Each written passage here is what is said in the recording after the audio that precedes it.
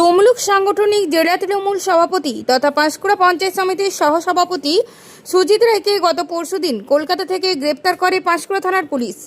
সেই সুজিত রায়কে আজ সঙ্গে নিয়ে তার নিজের গ্রামের বাড়ি মাইসোরার মাংলোয়ে তাকে নিয়ে আসা হয় তদন্তের স্বার্থে। তার পুরনো বাড়িতে বিশাল পুলিশ বাহিনী এসে তদন্ত করেন, যদিও সঙ্গে নিয়ে আসা হয় গ্রেপ্তার হওয়া তৃণমূল নেতা সুজিত রায়কে। পাশাপাশি মাইসোরা সহ একাধিক জায়গায় তাকে পায়ে হাঁটিয়ে ঘোরানো হয়। তার বিরুদ্ধে আনা অভিযোগ ভিত্তিহীন বলে দাবি সুজিত রায়ের।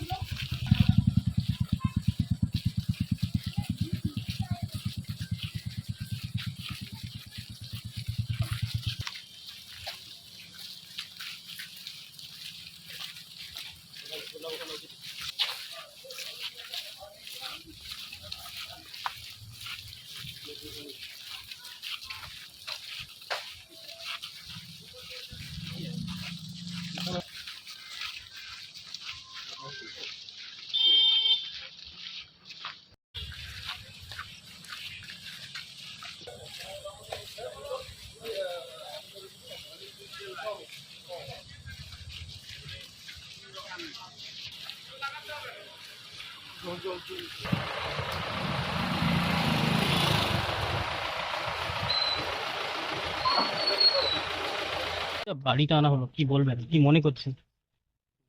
প্রশাসন তার তদন্তের কাজ করছে।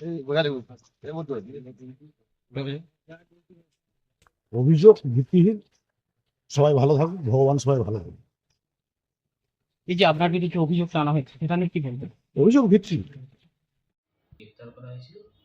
আজকে দেখা গেল তাকে নিজের এলাকা মাইসোরা এবং পাটনা বাজারে তাকে পুলিশ ধরালেন, কি বলবেন? আমরাও তো দেখলাম সুজিত রায় তৃণমূলের জেলা সভাপতি ছিলেন এবং তৃণমূলের পাঁশকুড়া পঞ্চায়েতের সহসভাপতি ছিল। আজকে আমরাও দেখলাম মাইসোরা অঞ্চলেকে ঘোরানো হচ্ছে, দেখে খুব দুঃখিত এবং ভালো লাগছে। কেননা এত পাপ করেছে, এর পাপের প্রশ্রয় হচ্ছে।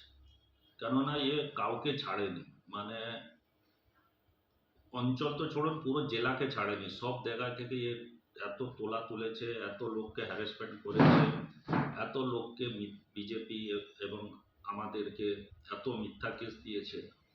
তো পাবলিক মাইসোরা অঞ্চলে পাবলিক প্রচুর খুশি, যেমন মেলা এসে গেছে, সিদ্ধপূর্ণ মেলার মেলা চলছে।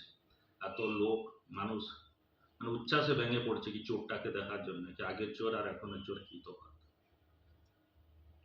তদন্তের জন্য তার বাড়িতেও তাকে নিয়ে যাওয়া হয়েছিল, সেখানেও বিভিন্নভাবে তদন্ত করা হয়েছে। কি জানি, আমরা তো ঠিক জানিনি এসব। হয়তো এমন কেউ কেউ বলছে যে অনেক কিছু পেয়েছে, জানিনি কি পেয়েছে, সেটা আইনের ব্যাপার আছে, সেটা আমরা বলতে পারছি না।